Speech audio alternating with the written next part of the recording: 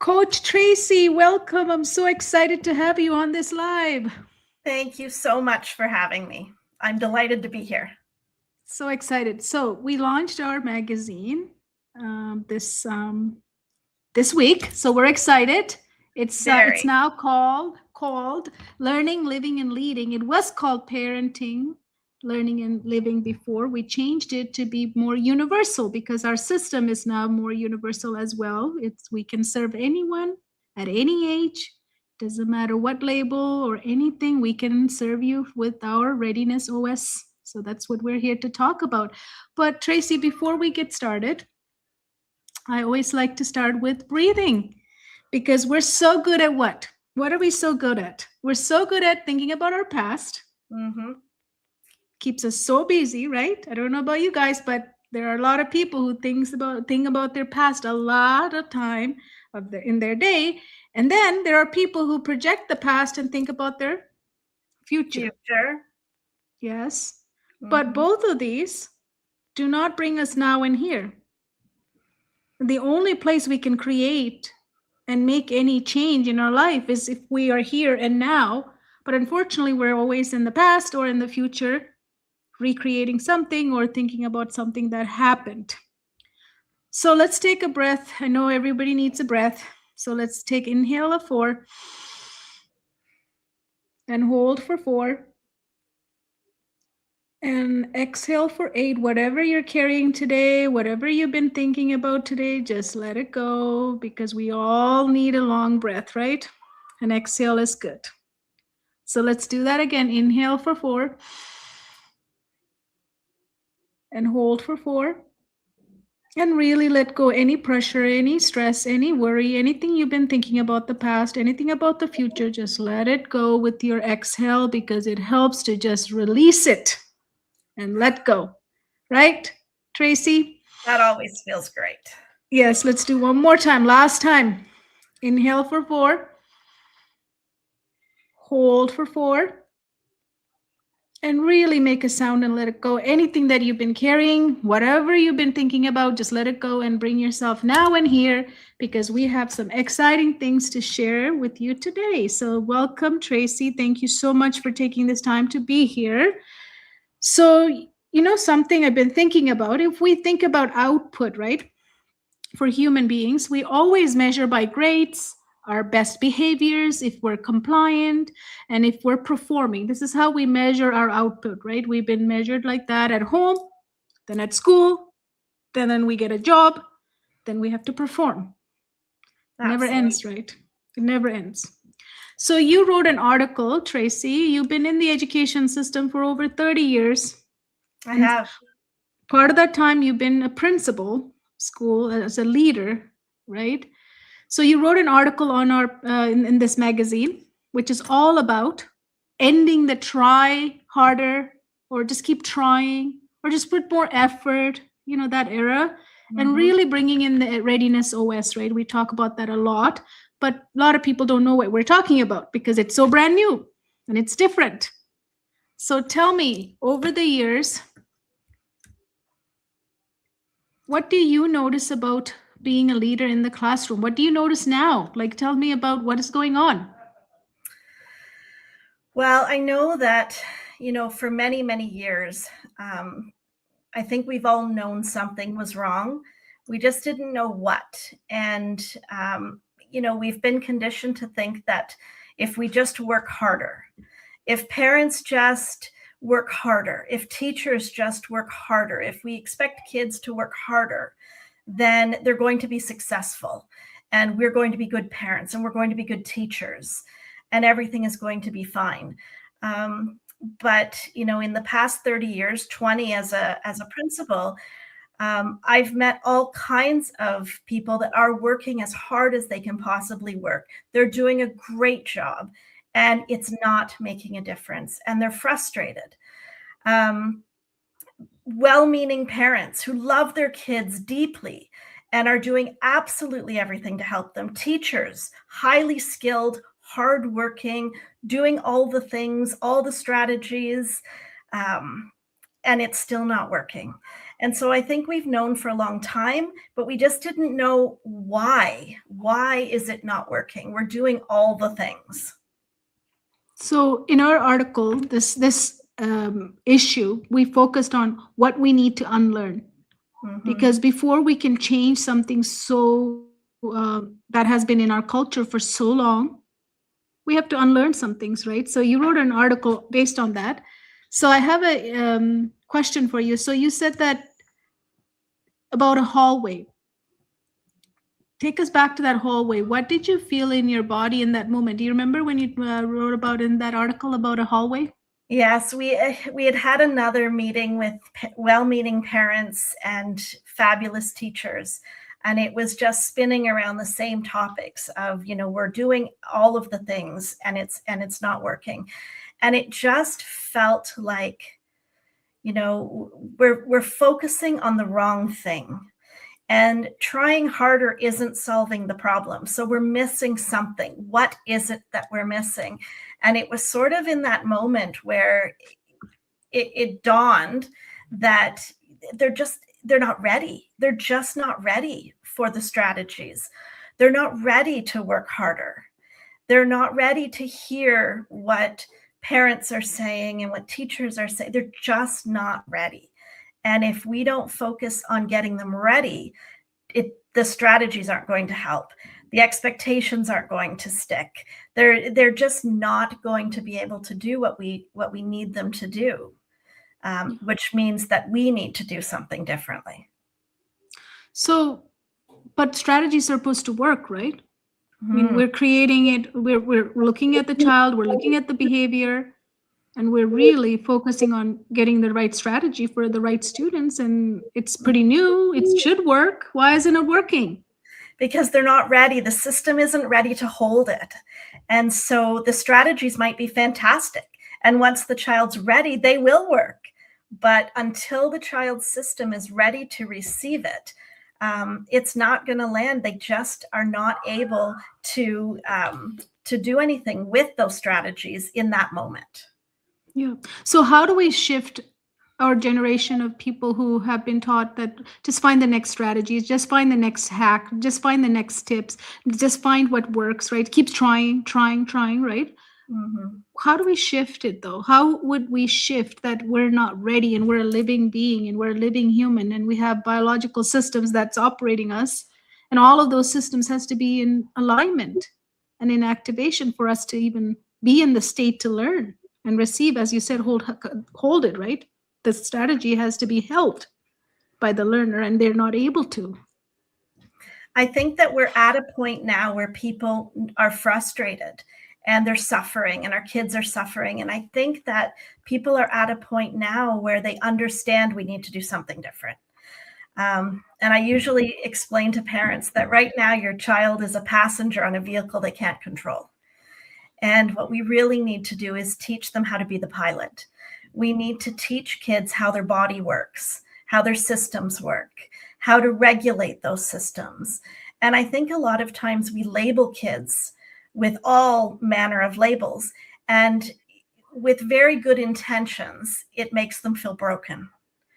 And if we focus on the systems running their bodies and teach them how to unblock those systems and how to get themselves into flow, then it feels hopeful. It doesn't make them feel broken like a label does. Yes. It gives them hope that there's something they can do about it. Yes. So, but labels are supposed to help though. Like that's why we have labels. Aren't they supposed to help you as a teacher, as a principal? Those should help you to get them calm and get them into the state of learning and get them to receive the content, no? They give us the strategies, which we've just said don't work unless the child system is ready. So the label is a starting point. It shouldn't be the end. It should be the very beginning of curiosity. It's where we start to ask questions and learn and figure out how this child's system works. So labels have their place in, I guess in giving us specific strategies. But where they fall short is when we start to use the label as a way to remove expectations, where we place a ceiling on children based on that label, and that gives them an identity of brokenness. Well, I can't do that because I have autism. I can't do that because I have ADHD. And then we really have a problem, because if they identify as broken, it's very, very, very hard for them to move past that, right? We have to get them out of that thinking and show them that they are capable of many, many things, that those labels are not defining who they are and how capable they are. Yes. In your life, what have you unlearned, after becoming a holistic neurogrowth success coach? What was it that you had to unlearn? So many things. I had to unlearn that working harder is not necessarily going to yield a different result. We just have to work differently. I also learned that, the labels, while helpful, are not the answer. And I learned that sometimes the labels aren't necessary if we regulate the nervous system first. If we look at the system as a living, breathing, biological system, and we learn how to regulate our nervous system, that some of those behaviors that manifest as communication from some system in our body no longer present the same way. So I had to unlearn a lot of things around labels and working harder and performance, and there was a lot of unlearning. Yeah. So if a child is not in the state to learn, but we have a curriculum to finish and then get them ready for the next grade, as a teacher, what do they need to unlearn at this moment in our schooling? Like, we have a major behavior problem. So we have to unlearn something. What do you think they need to unlearn? I think teachers need to give themselves permission to pause, take a breath, and prioritize regulating their own and their children's nervous systems long before they can teach anything. The learning isn't going to land in the midst of chaos. But if we all learn to regulate our nervous systems, then learning will happen organically. It will happen easily. It will happen with joy and curiosity. But right now we are cramming curriculum into a vessel that isn't ready to receive it. And so that's where that conflict, comes from. Kids are dysregulated. Teachers feel pressure to teach more curriculum. And teachers do a wonderful job of, talking to kids about their feelings. They do some mindfulness work.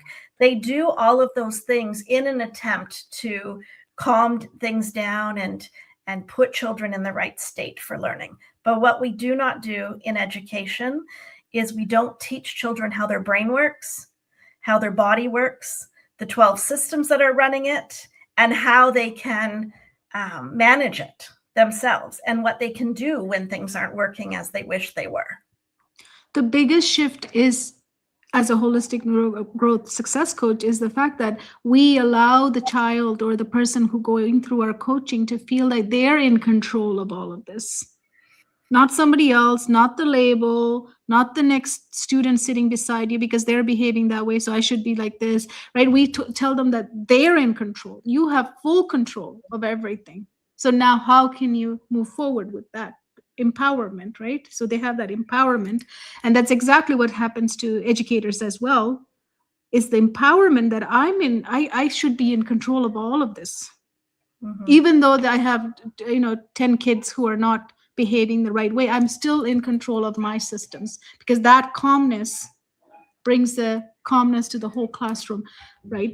But the teachers, I have to say, they're worried that they get marked, they get observation, they get people coming in saying, how come you're not controlling this class? How come you're not finishing the curriculum? You're behind. We need to do testing. We need marks. We need data. So there's lots happening for them to decide that, I'm going to stop and regulate myself and see how many of these kids can I regulate as I'm regulating myself. It's hard, right, in a classroom? For sure. I think the most important thing is to remember that we teach children. We don't teach curriculum. So the kids have to come first. Their nervous system, their state of learning must come first before the curriculum. It's not going to land anyway without that. But it's hard. It's hard when teachers are feeling the pressure of having to perform. So is it time for the district and the hierarchy in the education system to say that readiness, like get the kids into the state to learn before pushing anything, and stop telling the teachers to push the curriculum onto these kids when there's regulated and disconnected? Mm-hmm. It's not Absolutely. working. Absolutely. It's not working. How Mhm. many more behaviors can we handle? And why are we almost torturing the kids? I mean, they're not getting what they need either. And the parents don't know what to do. Teachers don't know what to do. So Mhm. are we at the point, Tracy, that we can say we have a bigger problem now than just finishing curriculums? Yes, absolutely. I mean, learning is important. Absolutely. No one is going to dispute that. Of course. Assessment, curriculum, all of that. They need all of that. The Yes. the problem is the timing. They first need to be regulated and in a state where learning can happen, and then the curriculum will land, learning will become easier, the assessment scores will go up, all of those things that we want to see. We want kids learning, we want them to be successful, we want the scores to go up. The problem is we're just doing it in the wrong order. Yeah. And what about for parents at home? How much do they understand about their children and being in the state to learn? Because we our system, we are a product of the same system, right? Education system. Mhm. We went through the same education system, all of us, and it's assumed that we all would know how to get into the state of learning, which is flow and focus and paying Mhm. attention. And then we expect our children to be in the flow state as well, because I was expected. So I Mhm. would expect my child should also figure it out, because I figured it out. Yeah. I see one of two things with parents. I see the parents who feel their kids just need to try harder. Just try harder. If you worked harder, then you would be successful. So they want more homework. They want more more structured learning. They want the child to just try harder. And then I see the parents whose child may have a label, may have a learning disability, may have something that is making learning more difficult, and they want more support. They want an adult to sit beside them. And it's really hard as a parent because you just want your child, you want to give your child everything they need to be successful. And I think sometimes we over accommodate and we over modify and we over support, because I've never seen anyone walking through the mall with a one-to-one EA. So at some point, we have to become independent. And if we over accommodate and over modify for kids, then we are doing them a disservice. Instead, we need to teach them how to become independent. We need to teach them how to manage their own body systems. We need what to do if they're struggling, how they can accommodate themselves. And only then will we have taught them something transferable that they can take with them into the real world when there isn't going to be somebody sitting beside them. Yeah. So parents are struggling, Mm-hmm. right? You see that all the time in your school system too, right? It's just they're just struggling, and we're just giving more labels. Sometimes it's more medication. They're just Mm-hmm. trying everything. And these days, we have these workshops on labs. We call them on Wednesdays for parents, right? We do Mm-hmm. them every Wednesday. It's free. If anybody wants to join us, let us know. Now, when they come to that meeting, they come to get more strategies that they can take back and start trying the day after or the night of, right? So we don't give strategies because strategies are generic. Mm-hmm. And if parents keep getting these generic strategies and tips and start trying, that is why they're burned out. They don't believe anything is going to work for their kid because nobody is giving them exactly what's customized for their situation or what's going on, just a Mm-hmm. generic one. And that they are searching every day for it on the internet, everywhere. So you saw last week, right, how hard was some of the situation we saw. but Mm-hmm. they were still after strategy. So how do we shift the parents that you look at your child as a living system and they need to be ready? Strategies don't work if they're not ready. You can try all you want, it won't work. Right? Yeah. Yeah. They have to feel the shift. And that's what you do so well at those parenting labs is helping parents feel the shift without writing down a list of strategies. They feel it in their body when their own nervous system regulates. And then we try to, show them how they can do that with their child and then co-regulate with their child, because the child will borrow from their nervous system regulation before they can find their own. Yes. And if we're parenting from that fear state, if I'm in the state of fear all the time, I'm going to do something wrong, this is not going well, and I'm worried, I'm just not sure what's going to happen, I might have to go see somebody to get a label. All of these fear as parents we induce onto our kids automatically. Our kids know immediately, right? They're Mm-hmm. so good at, they're like, they have the antennas. They can just pick up the signal right off, easy. Like my son used to ask, "What's wrong, mom?" I say nothing, and he would be like, "No, mom, what's wrong? What's wrong?" They Mm-hmm. know, they They know, can right? feel it. So what's your take on what parents need to unlearn at this moment where we're at? I think parents just need to know that they don't have to be perfect. They don't have to have all the answers. They don't have to know all the strategies. They just need to be present in the moment with their child and breathe. And, I love when we do the pulse activity and we talk about how your child's first language was rhythm, your rhythm, the rhythm of your pulse, the rhythm of your breath. And, just taking parents back to something very simple that they can all do. And it's so much more impactful than all the words and all the strategies and all the other things that we've been, taught to do. Yeah. The more we script, right? The more we bring in strategies, we're disconnecting from our children. Mm-hmm. Because we're not really reading what they need. We're bringing in external sources and we're trying to fit them through this mold that worked for somebody else. And they say it works. And that's why in this world right now, where people are like saying it as it will work, do this, is such a crime because you don't know it's going to work or not. Yeah. You don't even know them. And when people come to me and talk to me, even educators sometimes come, every week I see so many of them, they would ask, so how does this system work? How does this process work? How would I coach anyone, everyone? We have to customize it because Mm-hmm. customization is everything. We are a human. We are a living human. We're always changing with every variable that's happening to us. We're constantly changing. So how can one system, this is why our education system is not working at the moment, because we try to put everybody through the same mold. Mm-hmm. Yeah. And if And every child is so different. And, where they're blocked is so different.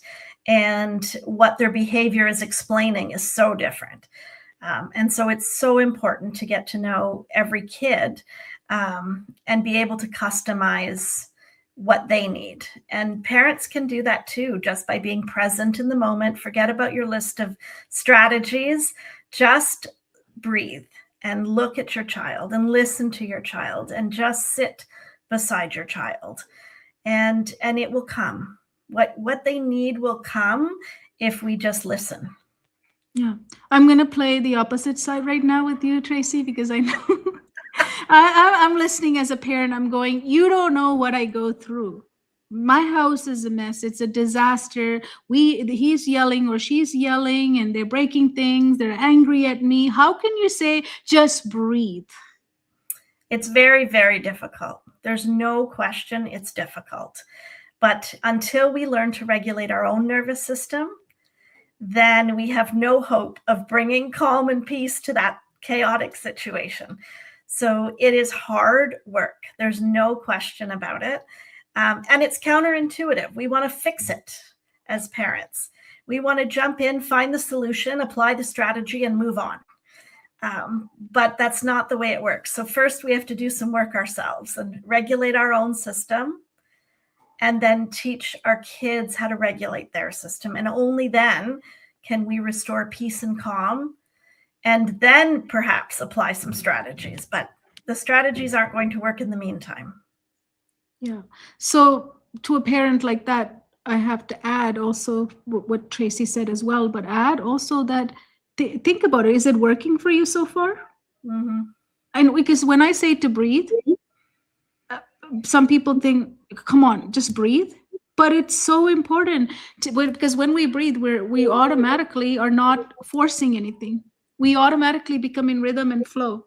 In rhythm and flow, the other person in front of us is going to feel that I'm no longer at that agitated state, or I'm not angry, or I'm not coming at them. Because anytime as parents we go at somebody, at our kids, they're not going to listen no matter what.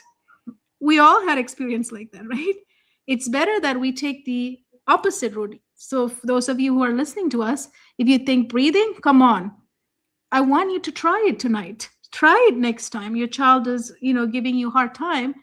Try to take that breath. Try to, go backward instead of leaning in and going with that force. Find your flow, right? Tracy, we've seen it again and again in our coaching. And When stop parents talking. Stop talking. Because they can't negotiate with you if you are not talking. They can't argue with you if you are not talking. So I think we often do far too much talking. What's the matter? What are you feeling? Tell me about your big feelings. What do you need? What can mommy do? And it's just too much. We just need to stop and be quiet and breathe and restore calm. And kids are really good negotiators, but you cannot negotiate with someone who is not responding. Yeah, already. You're just wasting time and wasting energy, and you're gonna get angry, and it's gonna go the wrong way. And we all had those moments, right? I'm not gonna say I never did. We all had it. But now that I know better, and I've helped, you helped thousands of people, and I've helped thousands of people, breathing and finding our calm and flow rhythm is the only way to parent Yes. kids. And they borrow that because they're, as I said earlier, they have these antennas. The more calm I get, they're like, why shouldn't she get agitated? She should be angry at me now. She's not. Like, even that's going to shock them, right? Mm-hmm. The reaction of me doing the opposite to what used to happen will shock them and go, it's not working anymore. Mm-hmm. What's going on? So try it. If you're like doubting, just try breathing, walk away. As Tracy said, just don't talk. Because how many times we try to get reasoning into our kids while they're angry or throwing a tantrum, or we're like, listen, let me help you understand this. There's no understanding gonna work. Nothing's gonna. They're offline, completely offline. Just walk away, and then deal with it when you're calm and in that space. So Tracy, you in the article you wrote about what you should remember, because it was about unlearn, learn, know, and remember. What should parents remember? Always, always, doesn't matter what happens. I think they should always remember that their child is not broken. Anything that they are communicating through their behavior is communication. It's not their child just, they don't wake up in the morning and say, I'm going to melt down today, right? They are not broken. They're just blocked. And if we can figure out where the block is and release it, then they will return to you. But it's hard in the moment to do that. And it's also hard when the school is calling and we have, observations, and we are going to the doctor and we're getting the labels. I mean, it's really hard as a parent not to worry about your child and worry that there's something wrong. But then the minute we start worrying and we're full of fear and worry, they feel it. Mm-hmm. So that's the thing about nervous system, is that they scan it. They sync with my feeling that I'm fearful. That then is going to induce fear in them. Anxiety. That's why we have a lot of anxiety right now in a lot of households, right? Because of this. So parents need to, again, Yeah, we have a situation. How can I, in a calm way, not induce that onto my child? As you said, giving them a label and sharing the label, we can share what that means to them. But if they start owning it as I'm broken, like you say, it's not a good thing, because we see it now. We see it so much, right? Yeah. So Mhm. what about teachers? We talked about other day, um, they should know better. Parents say this too, right? They should know better, the child or the student, and there should be some consequences, because these behaviors are out of control, right? Consequences, because that's how we teach kids, Mhm. right? And what is the punishment here? What are the consequences? There's no consequence. How are these kids going to go into the real world and like function? We're not doing anything for them. We're not teaching them. And again, just like the curriculum, consequences are important. So are expectations, responsibility, respect, all of those things. But I usually explain it like a pitcher of water. If you can envision a pitcher of water full right to the top, and then you have another pitcher, and in that pitcher, you put expectations, consequences, rules, regulation, responsibility, respect, all the things you want kids to learn. And then you pour the second one onto the already full first one. Where is the water going to go? Certainly Oh, not into the pitcher. It's going to go everywhere else, but none of it is going in.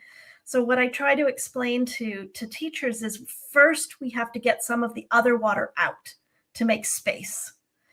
And then when we make space for the child to hold the expectations, the consequences, the respect, responsibility, all of those things, when we pour the second pitcher in, they'll be able to hold it. It will stick. They will learn it. But we can't put one before the other. If there's no space for the child to hold it, then that's where we need to focus first, on making space. We need to prepare them able to learn and hold what we need them to learn. but I just feel like, as a teacher, if I was in the classroom, I would feel like they're just getting away from everything, getting off from everything, and there's just no consequence for anything in their behavior. They say bad things, they do bad things to others. I mean, my classroom is, because of their behavior, I can't even teach to the other kids. They're not learning. Other kids are getting disturbed. So now they don't have anything. Like, It's hard, and that's exactly how it feels. It's exactly how it feels to teachers. But if they're not going to learn it anyway, so the child misbehaves and we suspend them. So that suspension is great. They go home, they love it, and the teacher gets a bit of a break, and the other kids get a bit of a break. But what has changed in the child's behavior? Nothing. Then they come back and nothing is different. In fact, in some cases, they come back angrier. So now they're coming back in fight or flight mode. And so now the behavior ramps up. But suspension is not going to change behavior in and of itself. We need to do things differently.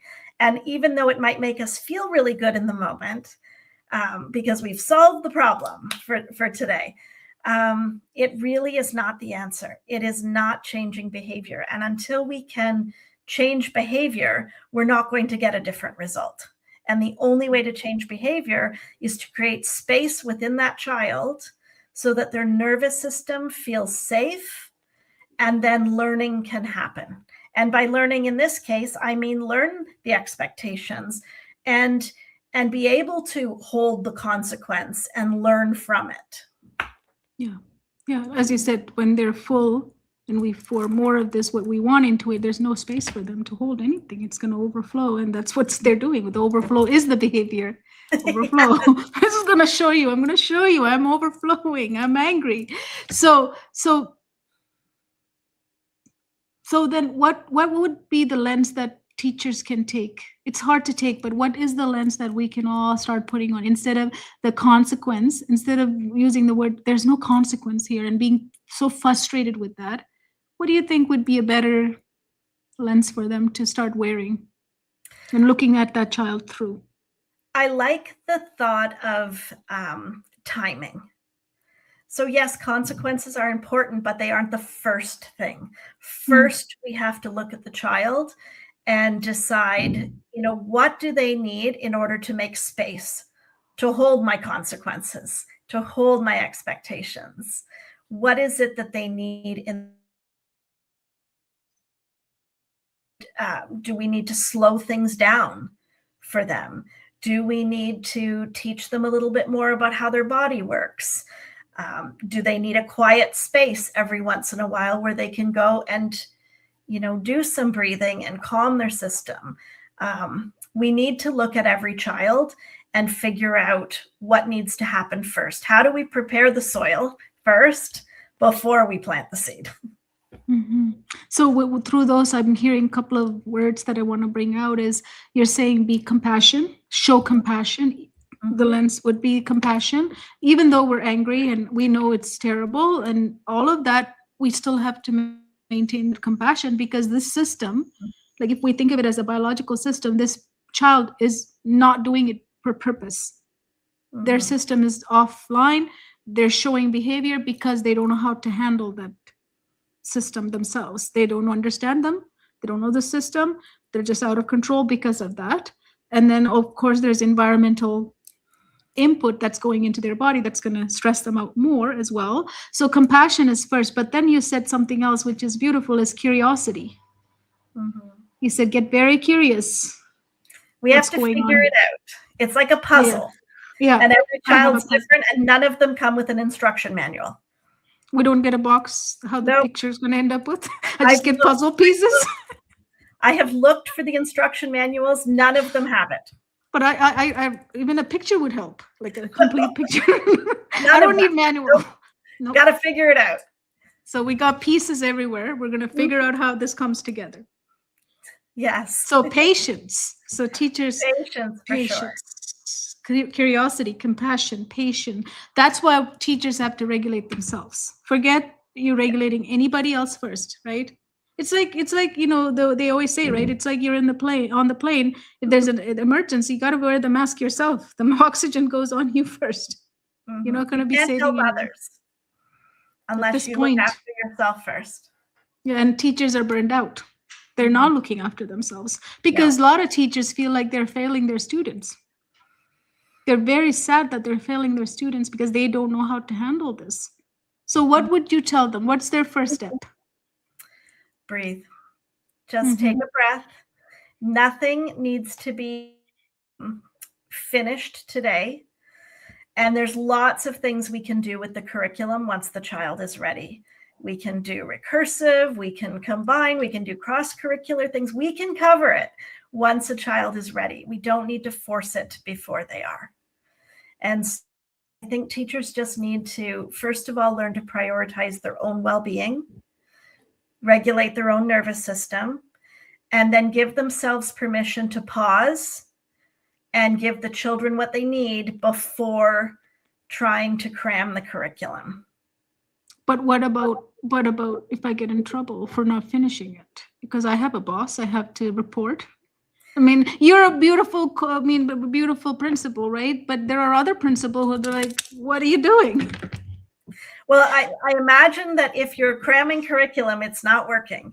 And so I think, necessity is the mother of invention. At some point, you have to try to do things differently, because if this isn't working, we have to get creative. And so it's insanity, right? It's insanity to do something's not working. As Albert Einstein said. Yes. If it's not working, you're killing yourself by doing something that's not working. Mm-hmm. It's time to stop. But it is magical when you try the nervous system approach, regulate your own, teach them how to regulate theirs, calm the classroom, and then start teaching. It's a totally different experience. But many teachers might say, we do that. We do yoga, we do poses, we do breathing, we do mindfulness, we have music going, we have even the sound bowl spinning or working too. We have all of these things. We're already doing those, and they don't work. Mm-hmm. But we have a bunch of kids that identify as broken.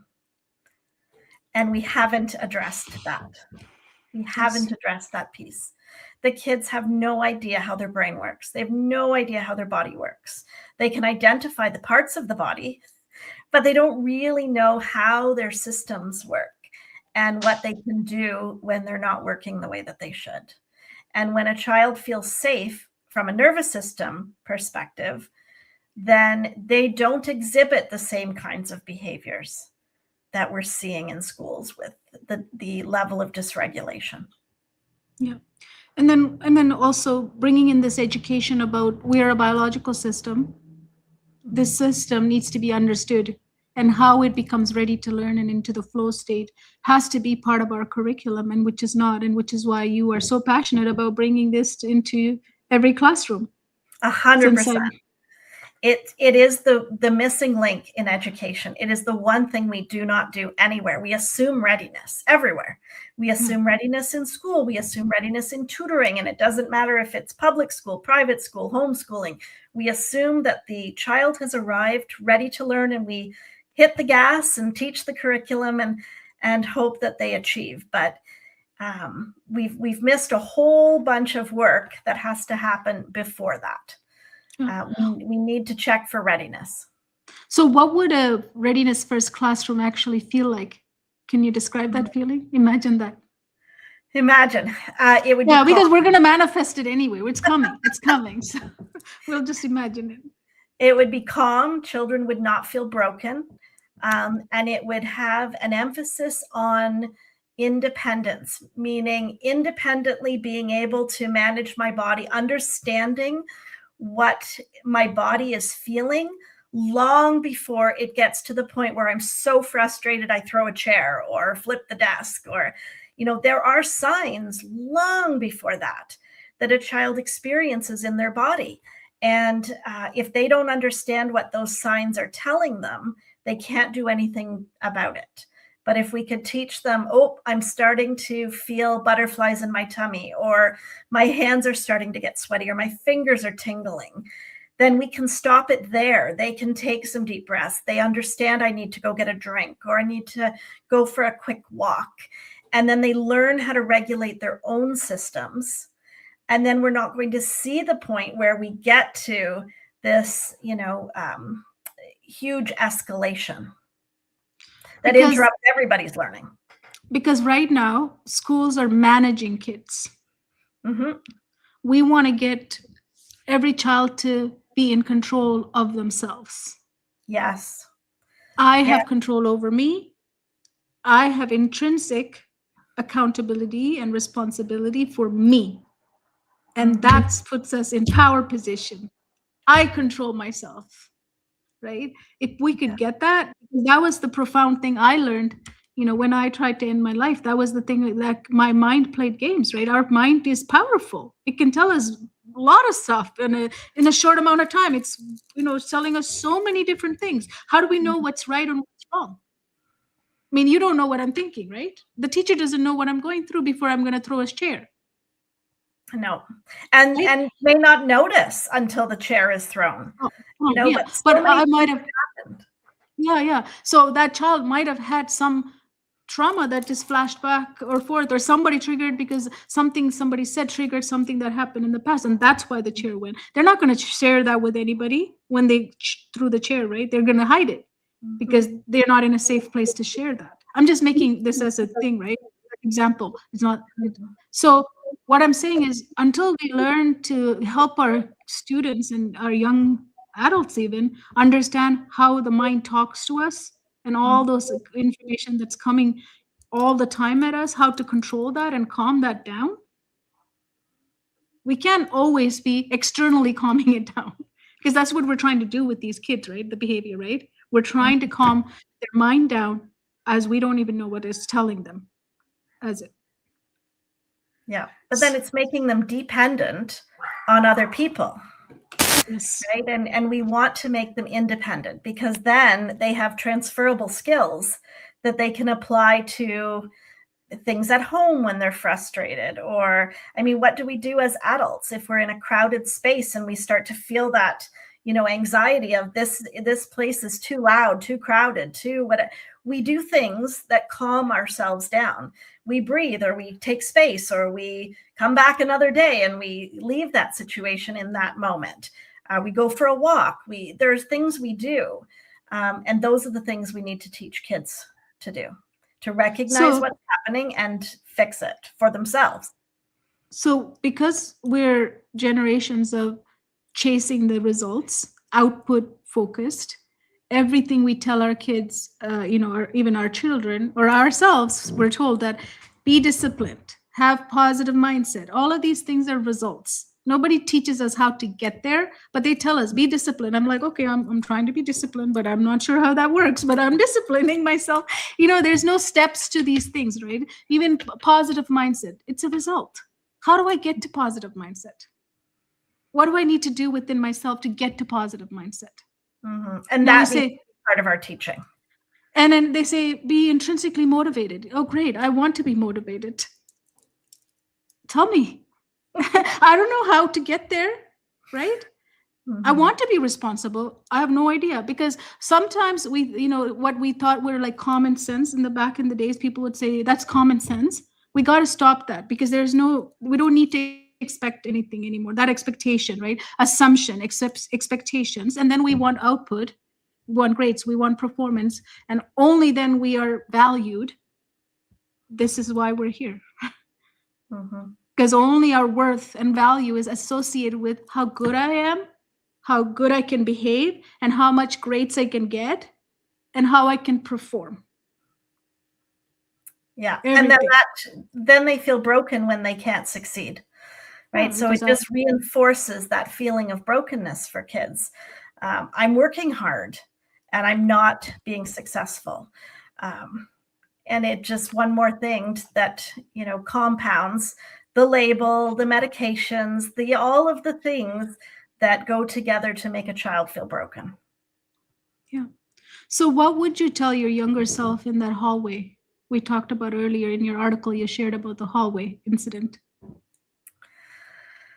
Oh, I would tell myself there is a different way. I would tell myself there is hope, and that nothing should ever feel hopeless. No child is ever broken.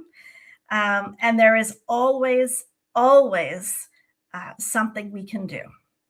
And as soon as we give children that sense of hope and make them feel that they are in control of their own body, it's so empowering. And then you go from an identity of brokenness to an identity of empowerment and confidence.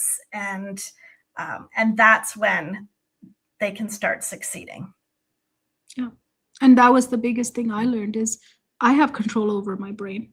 No one else does. And I acted before my suicide as if somebody else had ownership of it. And then next time I woke up and I realized, you know what? I have ownership of this thing. I can tell what I wanted to believe. Mm-hmm. So when that came, as you said, it's the empowerment of that piece. Then nobody can adjust you other than yourself. You're the only one who can make you fail. You're the only one who can make you succeed. You're the only one. And we can't point fingers at anyone. Everything else is just a variable. You just learn how to play with them. Because we're a living thing, right? Yeah. We're a living thing. So our world isn't, that's why I call everything I do a lab, because it's like an experiment. You experiment with different variables to see what your mind can do with it, right? So if Readiness OS existed 20 years ago, what would have changed in the way you were a leader for teachers and educators? Everything. I would have been a much different teacher, a much different principal, and a much different parent, because I would have stopped looking for those strategies. I would have stopped trying to, work harder and see a different result and expecting my child or the kids at school to do the same. I would be okay with stepping back, taking a breath, and trying to figure out, each individual child. And I would have told myself that one size doesn't fit all. And so we have to be creative, be curious. It's like a puzzle, and we have to try to look for all the pieces. Yeah, you said we don't even get a picture. So I better figure it out. I better figure out how this thing works. I might have to sit there, fixing it. So what is it different in your nervous system and how your systems now after working as a readiness OS coach? I'm far calmer and more patient. I listen more and more deeply. So I listen for things that aren't necessarily said. I listen for the things in the gaps between the words. I really look at children differently. I try to figure out, this is what I'm seeing. This is the behavior that I'm seeing. What is that behavior communicating, and what system is speaking? And only then can we figure out what does this child need right now. And asking them in the moment is not going to yield the result. No. So that has made you have a pretty tough job as a principal, right? So it made your job easier? It made it calmer. And I have different conversations with kids than I used to. So they come down and we just have a conversation. And I don't even talk most of the time right away about why they're there, because clearly something has fallen apart somewhere and they've been sent to the office. But we just talk. We just have a conversation. And I can see in their body language that they go from shut down or in fight or flight, and you could just start to see it melting away. And when their shoulders drop and their eye contact improves and their hands come down and their body looks ready, then we start to talk about what happened and how they were feeling and what led up to that and where did you feel it in your body. But it's a very different approach than what we used to do, right? They would come down and we'd immediately launch into, all right, what happened? Which part of the problem do you own? All of these problem solving things, but the child is dysregulated and they're not hearing any of that anyway. And they're not in the part of their brain where they can do any problem solving anyhow. And as adults, we forget, right? We were kids once, right? If I did something wrong and I'm sitting waiting for my dad, or at school I've got into trouble or something. I never did at school, but at home I did many times. But if my dad's coming to ask me, it was almost like getting caught by a police and you have this, tell me blah, blah, blah, blah, blah. And you're going to get some kind of punishment at the end of it. It doesn't matter what you say, you're going to get punishment anyway. So you're like, I don't care. Whatever I say, you're going to get mad at me. So go ahead, just launch. Just get mad at me. So as you said, that is so important to just not even talk about the incident that just happened. Mm-hmm. It's better just not to even ask them anything about it, because if my dad comes and says, okay, what do you want to eat? I'm like, what? You're not going to get mad at me? You're asking me what I want to eat?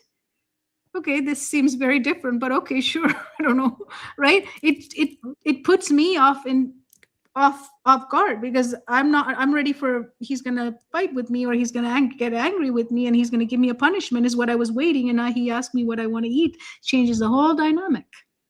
And it changes their nervous system. Yeah, I'm not ready. I'm like, okay, let's eat. What are you going to talk afterwards? Right? So we have to think of punishments. We have to think of these conversations as, okay, are they ready to have this conversation? Mm-hmm. If they're not, what's the point? Maybe the conversation happens later or tomorrow when they're in a different place. And then you can have those conversations about respect, responsibility. This is how we treat people. Would you like it if someone did that to you? That's the time for that, not in the moment. Yeah. And you've helped some, students with our Readiness OS and as a holistic NeuroGrowth success coach in your practice, right? As in coaching, how has it changed, not just the child, but the family? Oh, it's amazing to see a house that, was in chaos and everybody was dysregulated, because when a child is struggling and completely dysregulated, the whole house is dysregulated. Just to see after, a short time, the peace and calm restored in the house, the sense of humor of the child returning, the personality coming out, the affection returning, between parent and child. It's so rewarding to just see that shift when everyone's smiling more, and there's no more yelling, and there's no more running around and breaking things, and everything is just calm and funny and peaceful and affectionate. It's just a fantastic shift. Yeah. And when we're able to do this in a private practice versus school, people might think, oh, it might not work in the classroom. Do you think, as a principal, looking at both the environment, you've done it in the private, you were already doing it in your school as well. You're going to do it even more. I can see that in the coming months. How do you think, like, someone might say, oh yeah, it works in the private space, not in the school, it won't work. Do you believe that? Well, it's certainly easier. It's certainly easier when you're dealing with one child instead of, 25 or 30. Absolutely. But I still think that there are elements of it that can be brought into the classroom. But it starts with training the teachers. Yeah, and training the parents too. Parents needs to be part of that equation. Absolutely. Because whatever we do has to transfer back to home. Mm-hmm. Because we cannot do isolated training for the child, and the teacher does something. If it doesn't carry back home, it doesn't stay with the child, and the child is in the middle between two environments that's totally different. And now we confuse them even worse, right? So it has to be a team. It has to come together. That's why we do parenting in flow labs, because parents, they need to also work together with the teachers to bring that together, and it's possible. And also, we need to stop thinking it as, I have 30 students, right? I have 30 souls in front of me. These are individual people in front of me, because I don't have a class. I have 30 individuals in front of me. Mm-hmm. Like, and that's hard when you're faced with that, and it's frustrating. And it's important to remember that each and every one of these children is somebody's everything. Yes. And so when we're frustrated and the child is dysregulated and the class isn't learning, and it's easy to think, oh, this is so frustrating. But we have to remember that to the parents of this child is everything, and every child deserves to be able to be their very best. Yes. So I have one more question for you, Tracy, is that if we continue to demand performance without readiness, what do you think will happen in 10 years? We won't let that, but let's just say we continue. Well, every year it gets worse in our schools, and the number of needs that goes up exponentially. So we have to do something different, because it's not sustainable. It is just not sustainable the way it is now. So we have to, the support that we think we need is not going to ever be enough. We're never going to have enough people to sit beside every child who's dysregulated. So we have to do something different.